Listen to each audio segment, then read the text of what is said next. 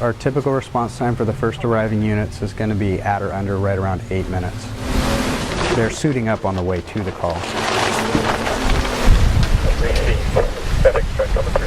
Once they show up, we'll mark the last scene points as best we can and figure out where the first areas we're going to search are going to be.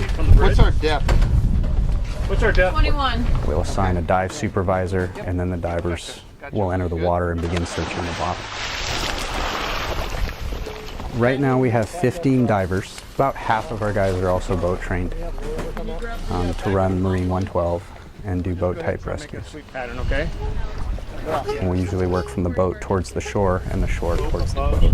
We are dispatched a lot of times to something somebody heard, which means we have a huge area that we need to search. Time is 10:41.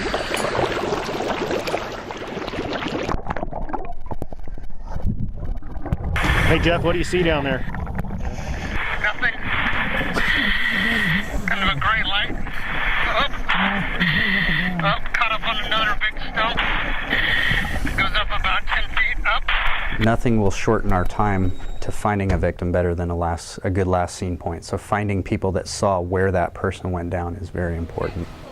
The best thing that they can do is if they saw where the victim drowned, stay right where they're at.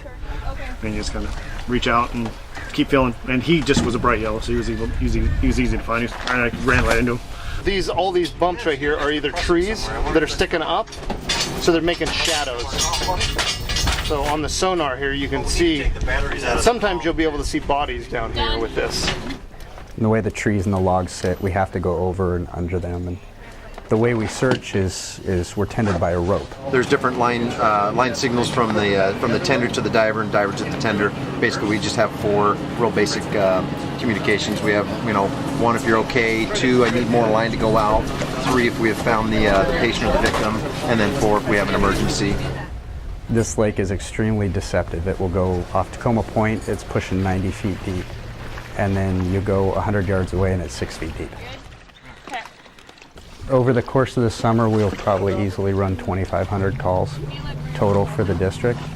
And in an average year, we have between 7 and 10 calls on the lake. A typical year for us in Lake Tapps, we usually get 2 or 3 people that drown in Lake Tapps. But without specific training, it is extremely dangerous to try to go get someone that's drowning. They're panicked, and they are more than happy to use you as a way to get up to the air. The best thing to do would be to throw them a life jacket. Not once have we had to go diving for a victim that was wearing a life jacket. We recommend them for swimming. Again, this lake is colder than a lot of people realize. It's colder in the middle of summer. They flow water through the lake, so the surface is very warm.